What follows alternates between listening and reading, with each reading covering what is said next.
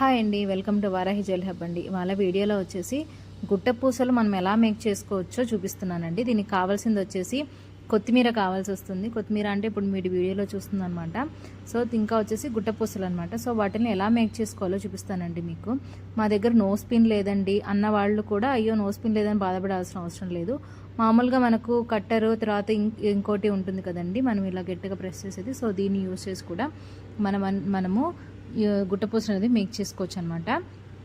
So అది ఎలాగో చూసేద్దామండి. సో ఫస్ట్ మీరు ఒక కొత్తిమీర తీసుకునేసేసి దాన్ని 2 సైడ్స్ వస్తుంది, దాన్ని మధ్యలో కట్ చేసుకోవాలి. అలా కట్ చేసి పెట్టుకోవాలన్నమాట. కట్ చేసి పెట్టుకున్న తర్వాత ఒక పూస ఉంటుంది కదండి, ఆ పూసను తీసుకొని చూడండి, మళ్ళీ చూపిస్తున్నాను మీకు. నేను ఇక్కడ కొత్తిమీర ఒకటి తీసుకొని అలా కట్ చేసి పెట్టుకున్నది మనము పూస దాంట్లోకి ఎక్కించుకోవాలండి. ఎక్కించుకున్న తర్వాత సో కటర్ తీసుకునేసేసి దాన్ని మనము రౌండ్గా దాన్ని తిప్పాలన్నమాట. సో రౌండ్గా తిప్పినప్పుడు మీకు షేప్ కనిపిస్తుంది చూడండి. సో ఇలా రౌండ్ రావాలన్నమాట. మీకు రౌండ్ షేప్ వచ్చింది అనుకున్న తర్వాతే మీరు ఆ పైన దాన్ని వీడియోలో చూపిస్తున్నట్టు పట్టుకొని ఇలా చుట్టూ తిప్పేయాలన్నమాట. సో తిప్పేసి ఎక్స్ట్రా దాన్ని మనము కట్ చేసేసుకోవాలి.